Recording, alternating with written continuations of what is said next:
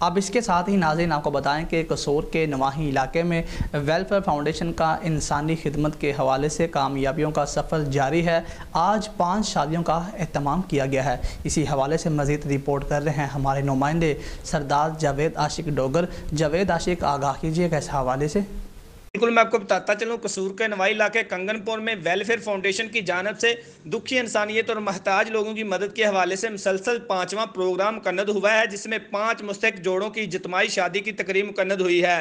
Programme کے مہمان خصوصی وہی 5 جوڑے تھے جن کی شادی کی تقریب مقرر کی گئی۔ تمام براتوں کو استقبال کیا گیا، موقع پر ہی نکاح کروایا گیا۔ مہمانوں کے پرتکلف کھانے سے توجہ کی گئی، مستحق بچیوں کو جہیز دے کر نیک خواہشات کے ساتھ الوداع کیا گیا۔